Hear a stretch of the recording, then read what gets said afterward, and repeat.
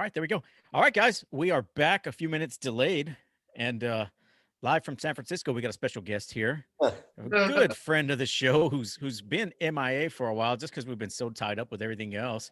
Jeff Dubrof returns. How you doing, Jeffrey? I'm good, guys. As you can tell, living on paycheck to paycheck with my rent in San Francisco, as you can see. Yeah, View of it's the not going to Golden get you Gate, very far, view of the especially over Golden there. Gate, costs a lot of money. I'm good though, guys. Yeah, you're right. Jake, it's been way too long.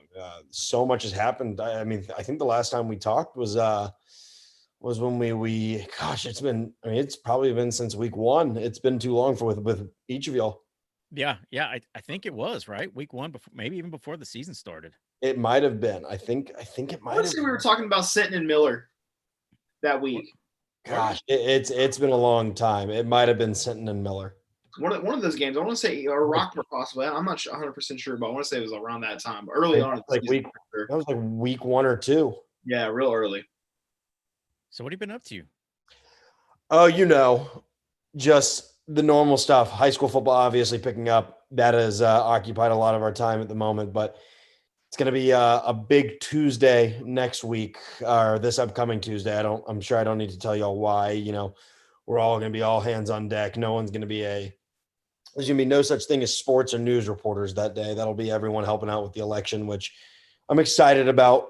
So that's been, it's got me a little preoccupied, keeping up, doing research on the races and things of that nature. And then obviously Friday is going to be a little hectic. And then, we wrap up I believe we wrap up with our final televised football game next Thursday, barring any, we might do some playoff games, but I think regular season televised games are going to be coming to a close here pretty soon. But it's been good. Things are good. Really? So you guys aren't going to be carrying on with the big schools? I think so. We've only been doing the CCISD schools this year. Just with everything going on with the coronavirus and things like that, it obviously threw a wrench into the original plan. But as of right now, I think the last game is Ray and Victoria East. I want to say next Thursday night, and then we'll be doing some playoff games. I believe. Have you been calling those, Jeff? I have been doing color on the Thursday night games along with Alan. Friday night, since I have to do the Friday Night Fever, one of our new reporters, his name is Patrick Johnstone, comes from Nebraska, has a sports background, but is a news reporter here. He'll go and help Alan as well. So Alan's not all alone anymore. He's got both of us, which is, we've seen Patrick out with Alan. We seem to go to every game Alan goes to when we haven't been doing broadcasting. Have you noticed that, Jake? Yeah. The ones that we haven't called. Week, and what else? Was it Beeville? Was he at the Beeville one? Yeah, he was at Beeville sitting. Yeah. And I noticed that guy with him, and I was wondering if that was an intern or if that was just one of his helpers or whatnot. But I guess that's who it is, Patrick, probably. Yeah.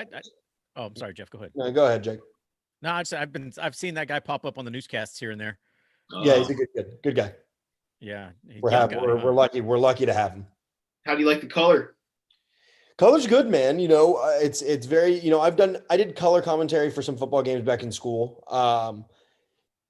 Gameplay's a little different to analyze, and the resources are, in terms of getting your stats right away, are a little limited as compared to a USC football game. But it's been fun, and we got to do some really memorable games. We got to do that Ray Carroll game where Carroll just, they won 40-7 and then locked up that first win for Coach Rod. Something that, I can't speak for everyone, but I have to imagine a lot of people were really happy for him, just like we were. It's been good though. It's been a lot of fun. Me and Alan and I have good rapport. We have good chemistry and got some more sports content on the way that's going to, I think, really bolster that. But it's been good, just the opportunity to get it done and, just adds to the resume a little bit. Yeah, definitely. And it's, we talked about that Carroll game and I hadn't realized that was his first win. That was a shocker to me. He'd been there a couple of years and I thought he squeezed one in there somewhere, but yeah, that was, we were pretty happy for him. And if you saw anything on Twitter and social media, most of the Coastal Bend and folks that knew Coach Rod were extremely happy for him. Oh yeah. I I really do enjoy my conversations with all the coaches that are in the area that I get to talk to. But you saw based on the Twitter outpouring for him, you can just tell how much the community and his coaching peers really seem to like him and appreciate him. He's a great guy. Yeah, you know what was a big shocker is I saw it on some of the coverage. I don't know if it was tweeted out or whatnot, but now, Justin and I are always talking about how, when veterans was built that, you saw that mass exodus from all these schools going to vets, but I didn't realize that Carroll was now had the smallest enrollment in CCISD, even lower than Miller. That's news to me. That is news to me. Not to, I mean, can't say I'm surprised. I wasn't here though when Veterans Memorial was built. Obviously, I got here when, I think it might have been 2 years after Veterans Memorial had been finished and started classes. But that's surprising. Yeah, my screen keeps going black and white. Sorry, guys. I'm trying No, to it's not even affecting us on this end. Okay, well, it's me. I look like I'm in the shadow. What was the deal with it? What was the deal since we didn't see anything? I didn't see anything on the Carroll and Ray game. What was up with that? I think Carroll actually played. To be honest with you, I think Carroll played a perfect football game. They relied on their running backs, who Jaden Smith is a senior. He's been on the team for I think 3 years now. He's huge. He's a big kid. And then their quarterback Gabe Garza is another 3-year starter, and he played really well. And the defense was fantastic. Ray's quarterback Ben Delacerda he couldn't find time to throw. The offensive line or the defensive line rather for Carroll was just doing a really magnificent job, forcing pressure, not allowing anyone to the offense to get anything. I mean, it was an all around perfect game on both sides of the ball for Carroll. It was really impressive. It was really, really impressive. And honestly, I mean, shocked. I was really surprised. I told people at the beginning of the season, I thought Ray could be a dark horse team, and they have great athletes. And they'll get there eventually. They're dealing with some stuff, I have to imagine, but they're a very solid team. And Craig Charleston's always been a good coach, and they'll find a way to get back on top soon. Yeah, I was about to say Ray is usually in the mix just based off of pure athleticism, and they always run they're one of the first teams in this area to really go heavy into the spread offense since I can remember throwing it out, and they've always seemed to have good quarterbacks. Just in the past, Breckenridge was one of them. Bell, I think Jerry Bell was one back in the early 2010 area. I think Moffitt was another one, or a receiver, and they've always seemed to have those teams. And I thought the same thing like you did. I thought they might be one of those teams that we didn't really talk about or see coming, and then sneak in there and make a run in that district. But when they took that loss to Carroll, I was a little floored, honestly. I was like, wow, where'd that come from? Because not dogging Carroll, but man, it has been one heck of a downfall from what they used to be. And when they got that win, obviously it was cool for them, but yeah, I was like, wow, that was a shock. Yeah, I think that game, Justin, really spoke more to Carroll than it did to Ray. Like I said, just watching it from the jump, I mean, they were playing inspired, and they played a perfect football game. It was one of the better coaching games I've seen in my 2+ years covering football here. It's kind of like for us in Rockport and Miller. Rockport, they played an almost perfect game, and Coach Seibert called a perfect game. That's just one of those things. And they came out and they beat Miller, and then you see him drop an L to Sinton. Was it a week ago, Jake? 2 weeks ago? And you're kind of like, man, what happened there? They beat Miller and everything, and then they kind of had a couple L's, which they played some good teams. But yeah, it's kind of the same feeling I had was watching that game. I was like, wow, Rockport is calling a great game right now. What's the story on Moody? Because Moody to me has had some like highlight wins, and then they've had some lows this year. Is it injuries? Well, there's a dark horse. There's your dark horse right now. Moody's in the playoff. No, Moody's in the playoff race. They're 3-1, I think, in district right now. Their one loss being to Ray. They got a win over Carroll last week. Portland. They got a win over GP, and I can't remember the third win. But no, they're right in the thick of things right now. And I want to say they're playing Veterans Memorial this Friday. Yes. Yeah, they're playing this week. I believe that's our game of the week. Veterans Memorial, that's a really good team. But no, Moody's right in the thick of things. But they had some injuries. Jakota Cullum wasn't playing for a little while. He was out, I believe, for that Ray game. I think that was what I noticed.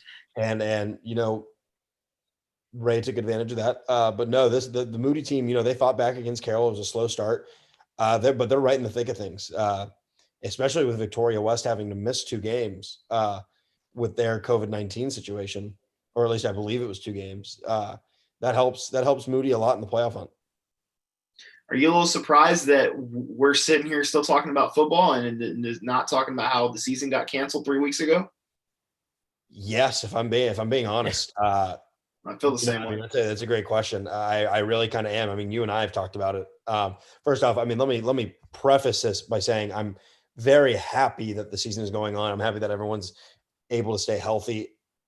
There's been no major, outbreaks that we know of in our area. Obviously, we've had some games here and there canceled, like Ray and Veterans Memorial last week, but no one, no one's gotten really sick. I'm really happy about it, and a big reason is you see these CCISD schools. I mean, the job that Brenda Marshall's done, and her team has just really been phenomenal in enforcing that 6 feet social distancing rules and limited capacities. Because I mean, we saw videos from schools around the state where they were not doing that.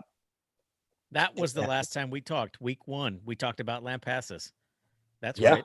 That's when it was. Yeah. But I am surprised, but I'm pleasantly surprised. I'm not. I mean, I'm happy they're playing football. The kids deserve it. The kids deserve to be able to have a season. Yeah. Now on the flip side of the coin, you've got Alice, who's sitting out 2 weeks now. You saw that they canceled against Cal Allen last week, and now they canceled against Port Lavaca, right? So they're not playing this Friday either. And now, and we were kind of talking about it at work, is they're fighting for that last playoff spot with Tolosa Midway in week 11. One of the other schools we talked about last season when realignment came out, if you remember, Jeff and Spud, that, we always said, hey, if Tolosa moves down, they've got a pretty good shot of making the playoffs. And then we saw everybody got else stuck in his district. and we saw everybody else move down. We're like, well, okay, same old Tolosa, but Wade Miller's got those guys playing this year. Yeah, I've covered 2 of their games. I covered them against Robstown, and then I covered them, I want to say it was against Ray when they beat Ray. And the contrast in the offenses from one week to the other was really remarkable. It looked like a completely different team. Wade Miller, I mean, like you said, he's got. Were they running or were they throwing when they won? They were, when the first game I saw, they won both. They were throwing all over the field the first one. The second game, I believe their quarterback was out, and they were just running the ball, just running it all game. I think I kid you not, I think the first quarter lasted 15 minutes. I mean, it was done like that. Yeah, I mean, he's done a great job with that team and that program.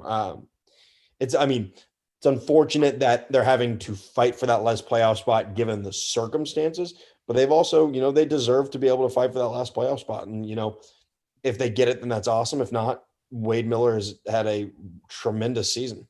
It's something to really grow on with that program. Yeah, definitely. And sky's the limit this year. And, speaking of this district, there was all the talk of this district, right? The little Southwest Conference, the little SEC. It's kind of turned out that way. Miller's had some stumbling blocks along the way trying to figure things out. But Spud and I, we thought those guys were going to be district champs, maybe going all the way to the region final. Then again, like I said, some hiccups and things. And now you've got essentially Calhoun and Cal Allen again, just like last year, week 11. Yeah, gosh, duking it out. Man, Miller's going to make the playoffs. I don't think that's up for debate. You just 77 points. Yeah. If you can put up 70, when you put up 76 in a game and you lose, that's disheartening. Just one stop. It just happens one stop here or there. Not only, I believe at some point in the game, I think Calhoun had already had 56 points, and on those on those came from 14 plays. Really? Well, like that. We saw, that triple option. If you're not used to stopping or playing that triple option, it's very hard to stop. It's very hard to stop. Cal Allen had the benefit of playing them twice last year, right? And they lost in the last game of the season, district championship, and then they totally flipped it around in that playoff game and shut it down. But you saw it, was it last year, Justin, in the playoffs where they were playing, was it Tyvee? And they were just going score for score. Was it Cal or was it Pioneer where they were just going score for score for score for score and they ran it up? No, it was Pioneer last year, and I want to say Tyvee the year prior, because I went and watched Tyvee play Southside before Southside was no, Southside wasn't our district. So I went and watched Tyvee and Southside play at Alamo Stadium. And the following week was Port Lavaca and Tyvee at Bobcat Stadium. And Port Lavaca they just kept hitting home run after home run, like every 2 plays, and then Kerrville would answer. And eventually Kerrville, got stopped a couple times and Port Lavaca pulled away. And then the following week was Cal Allen and Port Lavaca, I want to say in the Alamo Dome. Yeah. And Cal Allen put the clinic on. Yeah. And then last year was the week 1 you had Sherryland and Calhoun going, and Sherryland beat Calhoun because we were shocked. We thought Calhoun was gonna make a deep run.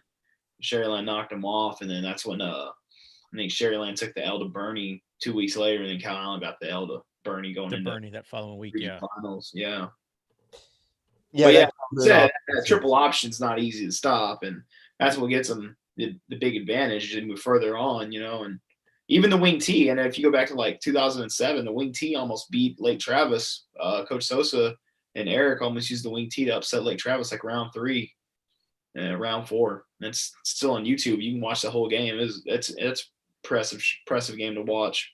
It's a tough offense to not only get a grasp of on the offensive side of the ball, but I mean, you said it, y'all both said it. If you're on defense and you're looking at that for the first time, and Richard Whitaker, their head coach, has been doing it forever, and he's one of the best coaches to run that offense. And when you have a guy like that who's running it, it's a well-oiled machine, and it is hard to stop. I feel for the Bucks. They've dropped back-to-back games that you could say they should have won. I'll say the Cal Allen game, you're up 20-0. You find, and you can't hold on. That's a tough pill to swallow. But at the same time, you're going up against 2 of the best teams in the entire state, and you're like, I'm Justin Evans, I'm saying we could have won these games. We should have won these games. I think you have to inspire confidence off of that. Me personally, I would feel more confident about the Cal Allen situation versus that Calhoun game. For sure, I agree. Because to me, and I told this to Jacob, and I'll say it on the air, I think they lost their identity in that game. They got, and I've been saying it all year long, and it's been my biggest, if I had to say, my issue with Miller after watching him last year and this year, and I get it. I'm not the coach by no means, and he has his own game plan. But you come out and you get up 20 points, and you're throwing on them, and they're struggling. If you notice, too, they switched cornerbacks on Lonnie, and it still wasn't working to shut him down. Why do you continue to try to run 2-back offense and essentially play right into Callan's hand? They're great at stopping the run. It doesn't matter if you line up in triple option, wing T, power I, or out of the shotgun. Cal Allen and Coach Campbell have done an outstanding job over the years at stopping the run game. So, I don't know if that's a ego thing of, hey, we're going to run on Cal Allen. But if you look in the history's past, teams like Bernie that throw on them, they give them problems every year. When they get to a certain level, it gets problematic with the pass. And I felt like they kind of lost identity in that game. And, had they kept throwing the ball, I personally thought Miller won that game. Especially the way that defense came out and played for Miller in the first 2 or 3 series against Cal, and to give him that big moving forward. So that to me was the disappointment there. Calhoun, I think, Miller did an outstanding job of hanging in there with Calhoun. Calhoun's legit. Yeah. They're a very good team. I think the win over El Campo was not as appreciated as it should have been. I watched the end, probably the fourth quarter of the Calhoun game, because the Sitton game and Ingleside game ended a little early, and that other one drug on. But getting there late, looking at the comments, Port Lavaca's knock was also the same as Calhoun's. They really couldn't cover the pass very well. They said their defensive secondary played very well against the Miller offense. When I started watching, Andrew was doing all his damage on his legs, and doing it with a little bit of the run game with McCullion and Ethan Greenwood. So maybe Calhoun's turned the corner with the pass defense. I felt that way last year when we watched him play Alice. And Alice came in and I felt like Calhoun was going to win, but in the back of my head, I was thinking, okay, Alice can the weapons that Alice had offensively for receivers and a quarterback they had. I was thinking, okay, Alice can hang in this game, and the next thing you know, we're watching Port Lavaca just absolutely run them off the turf. It wasn't even funny. Yeah. And the big thing there was their secondary was locking up Alice's receivers, and Alice had good receivers. The Moore twins, Yep.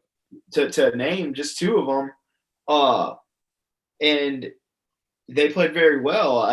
Pioneer kind of got them, but Pioneer's an exception. They have a kid that's going to D1 football, the quarterback, and they have an outstanding amount of receivers as well. But I think Port Lavaca is going to make a deep run, and I think a big thing too for them is the fact that Jarius Stewart. If you look at him, he was a tailback for him last year. He's running the offense at quarterback, so he's not your typical big burly. Good speed quarterback that Port Lavaca is used to. He's quick and he's ran it from both sides. So that right there is an X factor for them, I think, moving forward, because he's got tailback speed at the quarterback position. So it's a lot like when we watched San Antonio Wagner 2 years ago. I can't remember his name. Tobias Weaver. He was tailback speed at quarterback, and that's just such a difference maker in an offense like that. So the smaller school, Jeff, you got anything on that? No, I mean, I think we've covered it. I mean, you're absolutely right. That's going to be that week 11 game is going to be something to behold. It's going to be really interesting. It's going to be really interesting. I want to see a Lampasas and Miller matchup. And I think that's what I was about to get to. So that really wraps it up for this region, right? I mean, it's you can get people in the Valley mad at me or whatever, but somebody from 15-4A is going to go to the region, and they're going to play Lampasas. Lampasas is up there, and they've missed 3 games. Ace Whitehead is doing phenomenal this year. He's essentially doing the same thing that Andrew Body's doing down here for Miller right now, putting that team on his back and doing a lot of work. And I think that's the matchup that everybody wants to see. El Campo Region 3, I believe, right? Yeah, El Campo's Region 3. Okay. And then you have Argyle and La Vega Region 1? 2. Are they 2? I thought they were 2. 1 or 2. Yeah. It's probably 2. Either way, you're gonna get Argyle, La Vega more likely out of the left side of that bracket, and you're probably, if I were to put money on it right now, be looking at probably El Campo, and I'd have to look at that bracket a little closer. What, maybe a West Columbia or something, or maybe I'd have to look at Region 3 a lot harder. But you're probably I would be hard pressed to see it not being El Campo, and obviously I think Lampasas in Region 4 is going to meet one of our 3. Cal, Port Lavaca, Miller, at some point, I think, to move to the was that semifinals? The state semis.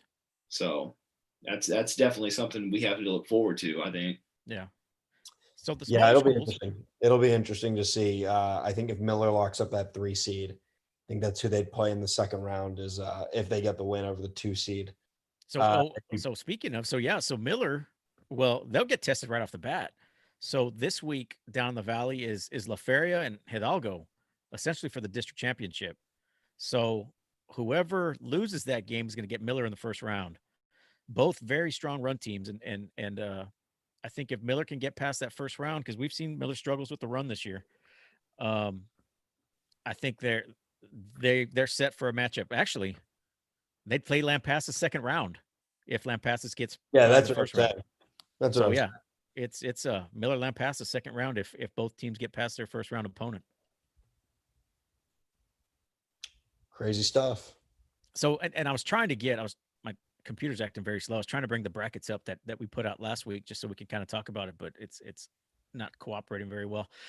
So in the smaller schools now, we've got these zone playing games this week in 3A and whatnot. So you've got London and La Feria, or London and Lyford this week in the south of 3A D2, and the winner of that game will play San Diego next week. They're saying that's gonna be a big time matchup. Yeah, London Lyford. Yep. I think a lot of people are picking London, but I wouldn't sleep on Lyford either. They're having excellent quarterback play. They have a senior this year that sat out last year. I can't remember his name. I should have looked it up before, but I was all tied up doing stuff. But they've got a senior at quarterback there in Lyford who's playing lights out, who missed all of last season, had a great sophomore season. And London seems like they always have a good quarterback. They've Ty Leonard's talented.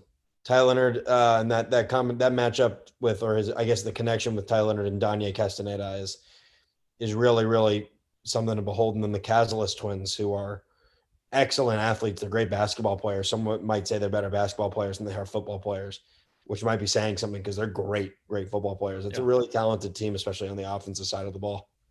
London's, I think they're preseason state ranked in their boys basketball team this year. Yeah, So I think they're 10. Yeah.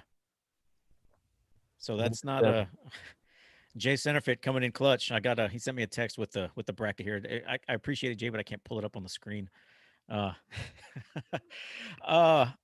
and then so then you've got in the small 3A, you've got Odom and Skidmore Tynan this week in the north, and then you've got Hebronville down south playing. Who's Hebronville playing? I think their game might have got canceled. So the winner of this Skidmore Tynan game is essentially going to play Hebronville next week. And Hebronville's had a string of games this last couple of weeks, playing odd nights, Fridays, Wednesdays, and whatnot, abiding by that 5-day UIO rule, because they started so late down there.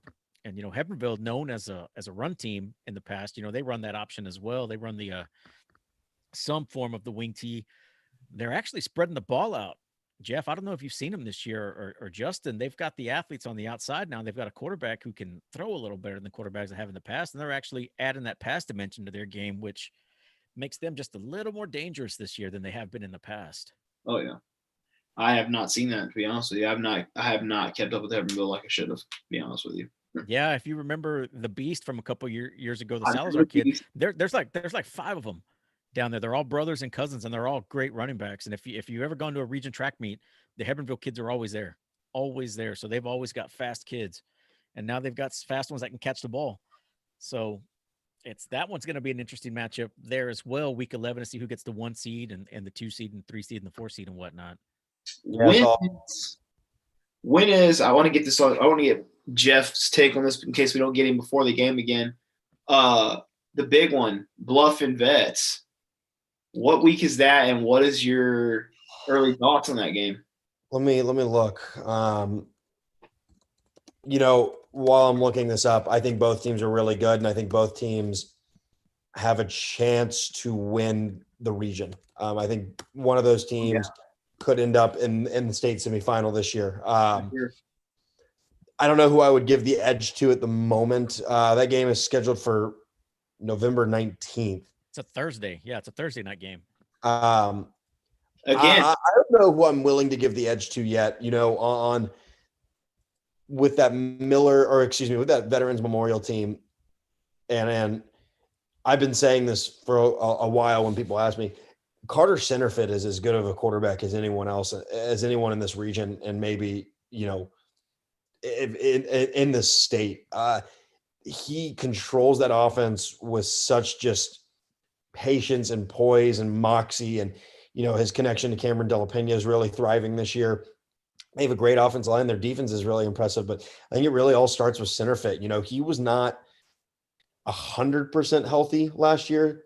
He missed some games, and I think he's a really, really good football player, and that's going to push them over the top. Flower Bluff, you look at the run game, they have Isaac Miles, who was always steady, always reliable. Nash Villegas is a good junior quarterback.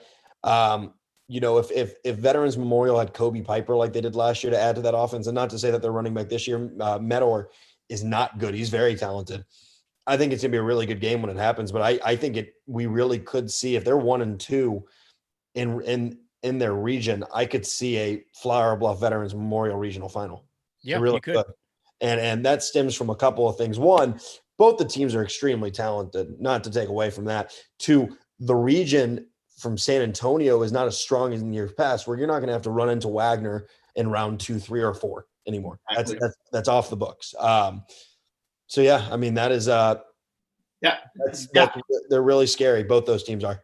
That was what I told him, Jacob, I think last week. I said, when I started looking at the regions, I was thinking, wow, Vets has a legitimate chance, and Flower Bluff have a legitimate chance to run this region and get to a semifinals matchup, which I don't think either of them have done.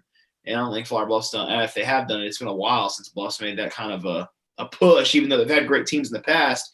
I think a little bit people maybe forget Centerfit got hurt. I think the first drive or second drive of that Flower Bluff game last year, and honestly, Vets hung in with Bluff pretty well that game, given the circumstance you lost your quarterback on the second series or first series, which took him ultimately out for about 4 or 5 weeks there with a high ankle sprain. So I think you are right.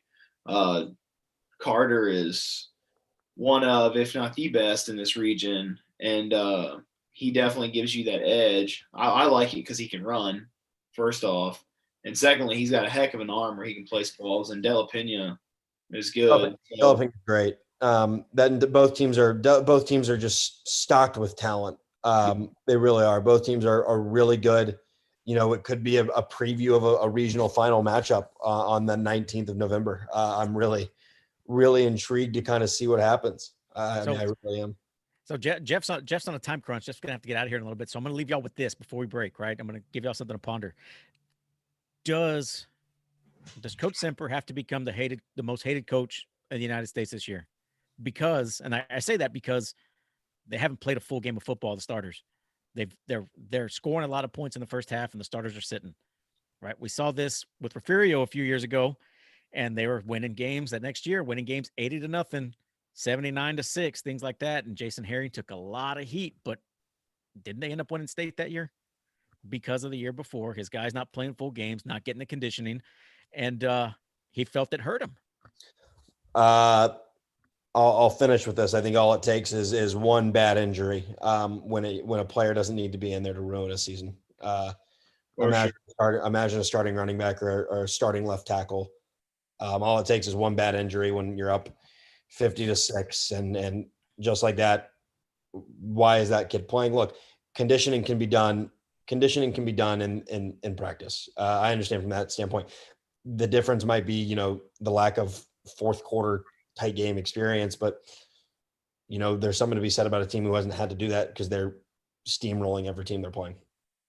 I think the only issue you get into there is if you see Region 3, and that's going to be more than likely Manville. Well, Manville, or what's the Cats that won state last year? They got the returning quarterback. Shadow Creek. You'll see Manville or Shadow Creek, in which they more than likely have been sitting starters at half as well, right? So then it's going to see who's got the more experiences in later part of games. But no, I don't think he needs to keep playing starters either. No, I don't think so either. So I'm gonna think about. All right, guys. Different. Just having to pull starters after the first quarter. That's a little different scenario. When you're at 42-0 in the first quarter, yeah, you have to do something. And unfortunately, that's a typical Refugio season, mostly, and we didn't even talk about them this season, but we'll get back to them. We got plenty. We got a couple more weeks before the playoffs start. Jeff, thanks for taking time out of your day. Watch out. Shiner better watch out. What's that? Shiner better watch out. Yeah, definitely. Yeah, that one's not wrapped up. Jay, I'm sorry, Jeff, thanks again for your time. I just saw a text. Thanks for your time again, man. Have fun tonight at rehearsal, and let's get together again next week, man. Yeah, let's do it. Let me know. All right, Spud, we'll talk to you later. Hey, guys, we'll be back at 8:30 with Andrew Body and some of the boys, and we'll ask them a lot of questions. Spud, you got anything before we go? No, man, I'm good. All right, guys, we'll see you again tonight at 8:30. Thanks for tuning in.